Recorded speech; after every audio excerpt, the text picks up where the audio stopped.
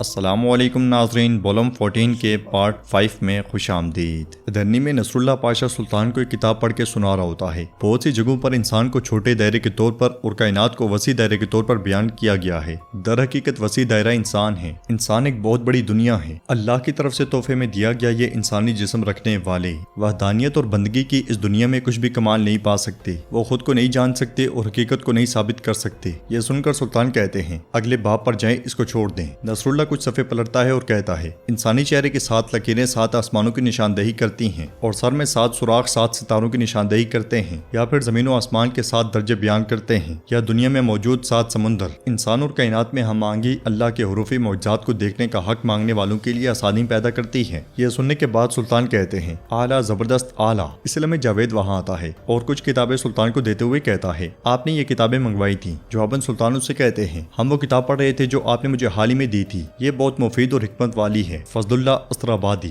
اس میں ایک عظیم ہم آہنگی ہے۔ جاوید کہتا ہے بالکل میرے سلطان، جب بھی آپ اسے پڑھیں گے اس کے ہر لفظ میں آپ کو کوئی معنی نظر آئے گا۔ سلطان پوچھتے ہیں کیا آپ استرابادی کی ہر رائے سے متفق ہیں؟ کیا آپ صرف پڑھنے والے ہیں یا پیروکار بھی؟ جاوید سلطان کا ارادہ سمجھ جاتا ہے اور ایک دم سے کہتا ہے میرے سلطان، ان کی ہر بات سے اتفاق کرنا یا اس پہ گرفت حاصل کرنا ناممکن ہے۔ اس کتاب کی ہر بات کو قبول کرنا بھی ناممکن ہے، اس وجہ سے بہتر ہے کہ میں خود کو صرف کتاب پڑھنے والا ہی کہوں۔ یہ سن کر سلطان اس سے کہتے ہیں آپ اس سے پوری طرح متفق نہیں ہیں، میں سمجھتا ہوں، لیکن کیا بچوں کو اسے پڑھنے پر مجبور کرنا صحیح ہے، خاص کر کے جب میں نے آپ کو اندرون سکول میں بطور استاد مقرر کیا ہے؟ جاوید سلطان سے کہتا ہے میرے سلطان بے فکر رہیں، میں گہرائی کے علم سے تازہ دماغ رکھنے والوں کو متزلزل نہیں ہونے دوں گا۔ تو سلطان کہتے ہیں اگرچہ خضر چلیبی ایسا نہیں سوچتے، وہ کافی مشکوک ہیں۔ تو جاوید کہتا ہے میں ان کے ہر سوال کا جواب دے سکتا ہوں میرے سلطان، جب تک وہ مجھے اپنے ذہن میں موجود شک کے بارے میں نہیں بتاتے۔ سلطان کہتے ہیں آپ جانتے ہیں کہ میں آپ کی بہت تعریف کرتا ہوں، لیکن میں اپنے دماغ کو نئے سوالات میں نہیں الجھانا چاہتا۔ خضر چلیبی اور اپنے درمیان مسائل کو حل کریں، اب آپ جا سکتے ہیں۔ یہ سنتے ساتھ ہی نصر اللہ پاشا اور جاوید چلے جاتے ہیں اور سلطان گہری سوچ میں پڑ جاتے ہیں۔ ادھر لکڑہارا اپنے ساتھیوں سے کہہ رہا ہوتا ہے وہ ہمیں جعلی رحم کے ساتھ دھوکہ دینے کی کوشش کر رہے ہیں۔ تو اس کا ایک ساتھی کہتا ہے وہ رحم کی پیشکش کرتے ہیں، حالانکہ یہ جعلی ہے، جو ہمیں سے نہیں وہ کہاں ہے؟ لکڑہارا کھڑے ہو کر غصے سے کہتا ہے میں دیکھ رہا ہوں کہ تم نے پہلے ہی اسے قبول کر لیا ہے۔ جواب میں اس کا ساتھی کہتا ہے میں نے کچھ بھی قبول نہیں کیا، میں صرف حالات کی بات کر رہا ہوں۔ پھر ایک اور ساتھی کہتا ہے ہمیں بحث کرنے کے بجائے اس پر بات کرنی چاہیے کہ ہم کیا کر سکتے ہیں۔ یہ سن کر لکڑہارا کہتا ہے میں انہیں دوبارہ خبردار کروں گا، اگر وہ نہ سمجھے تو ہم وہی کریں گے جو ضروری ہوا۔ ناظرین اس کے بعد ہم دیکھتے ہیں مصطفیٰ توپ سے شہید ہونے والے مومن علی کی قبر کے پاس بیٹھا ہوتا ہے اور غمگین ہوتے ہوئے کہتا ہے یہ سب میری وجہ سے ہوا، میں نے سب کچھ برباد کر دیا۔ اس لیے میں اربان استاد یعنی کہ مومن علی اس کے پاس آتے ہیں اور اس کے کندھے پر ہاتھ رکھتے ہوئے کہتے ہیں کیا یہ اس سلوک کا مستحق تھا مصطفیٰ؟ ایک دفعہ ایک سپاہی جس کا نام یانوس تھا مجھے ایک دوراہے پر لے آیا، دونوں راستے تاریک تھے، اس نے مجھ سے کہا کہ ایک کا انتخاب کروں، اگر میں دائیں طرف سے کسی کو منتخب کرتا تو میں اپنے خاندان کو کھو دیتا، اگر میں بائیں طرف سے کسی کو چنتا تو میں شیطان کی خدمت کرتا۔ میں نے دونوں کو رد کر دیا، میں مضبوط اور ہوشیار تھا، سمجھ گیا کہ اس طرح سے کام نہیں ہوگا۔ میں کافی عرصے تک زندان میں رہا، مجھے تشدد کا نشانہ بنایا گیا، لیکن میں نے کبھی شکایت نہیں کی۔ میں نے سوچا کہ یہ ختم ہو جائے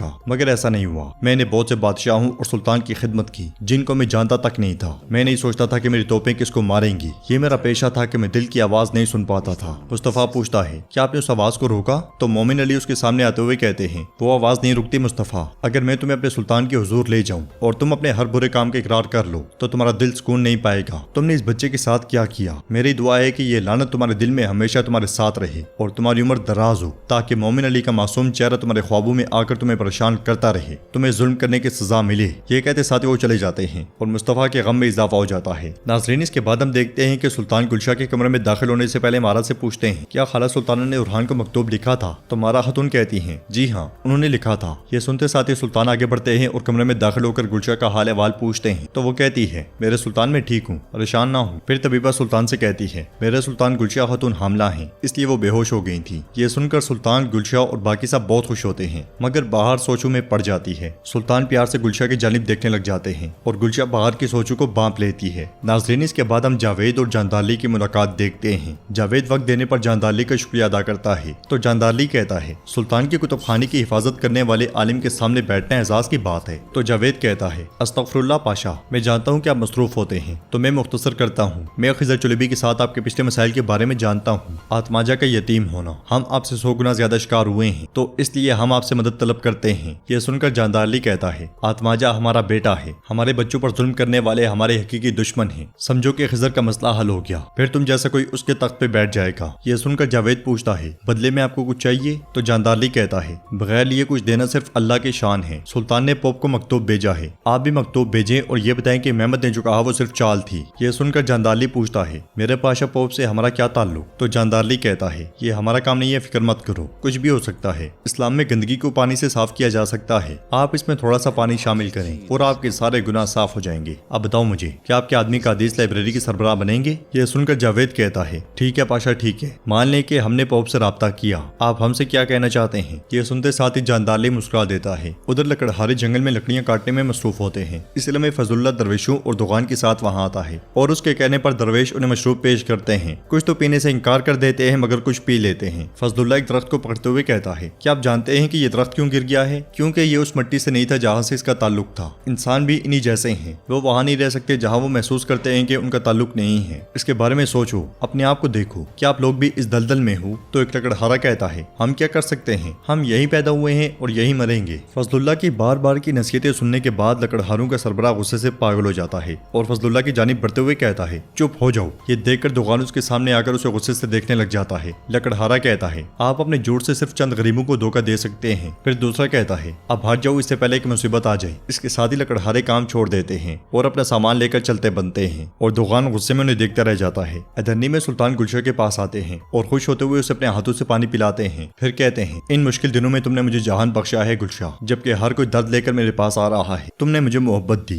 تو گلشا کہتی ہے اتنی غلطیوں کے باوجود مجھے آپ نے اپنے سائے میں رکھا، صرف ایک چیز جو میں آپ کو دے سکتی ہوں وہ محبت ہی ہے۔ یہ سن کر سلطانوں سے پیار کرتے ہوئے کہتے ہیں کچھ آرام کرو، اپنے آپ کو مت تھکاؤ۔ گلشا سلطان کا شکریہ ادا کرتی ہے اور سلطان چلے جاتے ہیں۔ ادھر خواتین کی موجودگی میں طبیبہ حلیمہ کا معائنہ کر رہی ہوتی ہے اور معائنے کے بعد کہتی ہے اس کی حالت میں کوئی بہتری نہیں آئی، وہ دوا لے آؤ اور ہر دوسرے دن اسے دو۔ خواتین کے چلے جانے کے بعد منظر بالکل پلٹ سا جاتا ہے۔ طبیبہ حلیمہ سے کہتی ہے میں جاندارلی پاشا کا سلام لے کر آئی ہوں۔ تو حلیمہ پوچھتی ہے وہ کیا چاہتا ہے؟ ناظرین حلیمہ بھی بالکل ٹھیک ہے اور یہ طبیبہ بھی غدار ہے۔ حلیمہ اتنے عرصے سے ناٹک کر رہی ہے اپنی سزائے موت سے بچنے کے لیے۔ طبیبہ اس کی بات کا جواب دیتے ہوئے کہتی ہے جاندارلی کو خالہ سلطانہ چاہیے، زندہ یا مردہ، انہیں فکر ہے کہ وہ جو چیزیں جانتی ہے وہ آپ کو پریشان کر سکتی ہیں۔ اب میری بات غور سے سنو۔ ادھر جاوید پوپ کو خط لکھ رہا ہوتا ہے مقدس پوپ، آپ کی درخواست پر اور ہماری کوششوں کے بعد سلطنت عثمانیہ کے وہ قلعے جن کے بارے میں دعویٰ کیا جاتا ہے کہ یہ مضبوط ترین قلعے ہیں، ہم صیفیہ اور المیہ میں درندازی کرنے میں کامیاب ہو گئے ہیں، یہاں تک کہ ہم سلطان کے اندرونی محل میں بھی داخل ہونے میں کامیاب ہو گئے ہیں اور اس کی مہر کا استعمال کرتے ہوئے آپ کو یہ خط بھیج رہے ہیں۔ اب ہم ریاست عثمانیہ کے ہر خلیے اور ہر رگ میں شامل ہو گئے ہیں۔ آرتھوڈوکس کو مدد فراہم کر کے آپ اپنی طاقت کا مظاہرہ کریں گے، اس کے ذریعے آرتھوڈوکس کیتھولک کی برتری کو قبول کریں گے۔ دوسری طرف عثمانی ریاست جو آپ کی وفادار رہے گی، ہم اس کے حقیقی حکمران بنیں گے۔ اس لیے میں نصر اللہ پاشا وہاں پہ آتا ہے تو جاوید اسے خط دیتے ہوئے کہتا ہے سلطان کی مہر لگاؤ اور اسے فوراً مانسینی کے پاس لے جاؤ۔ تو نصر اللہ پاشا اس سے کہتا ہے میرے لیے جانا ممکن نہیں جاوید۔ تو جاوید کہتا ہے وہ تمہارے علاوہ سب کے پیچھے آئیں گے، صرف تم ہی جا سکتے ہو۔ دوسری طرف سلطان خضر چلیبی سے پوچھتے ہیں آپ کی تحقیق کہاں تک پہنچی؟ تو خضر چلیبی کہتے ہیں تحقیقات سے پتہ چلا ہے کہ حروفی مصیبت عثمانی املاک کے اندر عام خطرہ بن گئی ہے، حروفی اناتولیہ میں پھیل گئے ہیں اور پائیتخت کے لیے بھی خطرہ بن گئے ہیں۔ یہ کافر ترکوں کے مضبوط عقائد کے ساتھ کھیل کھیل رہے ہیں اور توہین رسالت بھی کر رہے ہیں۔ یہ سن کر سلطان کہتے ہیں بہت بڑے الزامات ہیں خضر چلیبی، کیا آپ ثبوت فراہم کر سکتے ہیں؟ تو خضر چلیبی کہتے ہیں ہمیں پتہ چلا ہے کہ جلال الدین افندی آئیوک اپنے الفاظوں کے ساتھ زہر دے رہا ہے، اس بارے میں اب بازار میں کھل کر بات ہو رہی ہے۔ اطلاعات کے مطابق جانصری کو حروفی کتابیں محل میں پڑھائی جا رہی ہیں، لیکن سانپ کا سر آپ کے محل میں ہے اور وہ جاوید افندی ہے۔ سلطان ایک دم سے پوچھتے ہیں جاوید افندی نے کیا کیا ہے؟ تو خضر چلیبی کہتے ہیں میں نے تحقیق کی ہے، وہ کن سوراخوں میں داخل ہوتا ہے اور کہاں سے نکلتا ہے۔ جاوید کا جاندارلی کے پاس بھی آنا جانا جاری ہے۔ یہ سن کر سلطان کہتے ہیں باقیوں کے مسئلے تو سمجھ سکتا ہوں، لیکن آپ ریاست کے وزیر کو شک کے دائرے میں لا رہے ہیں۔ خضر چلیبی کہتے ہیں میرے سلطان، میں نے اپنی آنکھوں سے جاوید افندی کو خلیل پاشا کے گھر سے نکلتے ہوئے دیکھا، مجھے ڈر ہے کہ خلیل پاشا۔